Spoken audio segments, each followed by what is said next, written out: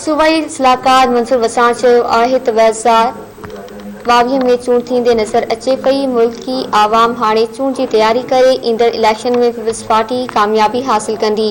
बोस्तार वडा में अॻूणे तालके नाज़िम तरी मीरवा अली कुल बोस्तार तरफ़ां ॾिनल आजियाणी शिरकत बाद मीडिया सां ॻाल्हाईंदे मंसूर वसाण चयो त महांगाई आवाम जी चेल चिबी करे छॾी आहे। वफ़ाक़ी हुकूमत जे ग़लत पॉलिसियुनि सबबि ग़रीब आवाम ॿ वेला खाइण लाइ बि परेशान आहे। संदसि चवणु हो त हिन कॾहिं बि पेट्रोल एतिरो महांगो नाहे ॾिठो। नाइल हुकूमत पेट्रोल जे अघ में तारीख़ी वाध करे छॾी आहे। हुन चयो त इंशाअल्लाह 2022 में पीपल्स पार्टी अक्सरियत सां कामयाब थींदी। पीपी आवामी पार्टी आहे। पीपी अखबार चयो त पीपल्स पार्टी ख़िलाफ़ हमेशह इताद ठहंदा रहंदा आहिनि, पर थींदो कुझु नाहे।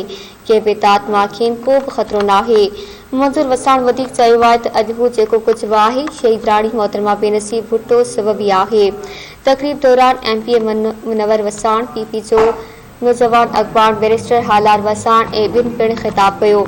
तक़रीब में पीपी अखबार सैयद इरशाद शाह जिलानी, रोशन पिताफी, डॉक्टर कैसर रज़ा बोस्तार, दुर मोहम्मद बोस्तार, अली कुल वसाण ऐं समेत पीपी अखबारनि तोड़े शहरनि वॾे अंग में पिणु शिरकत कई।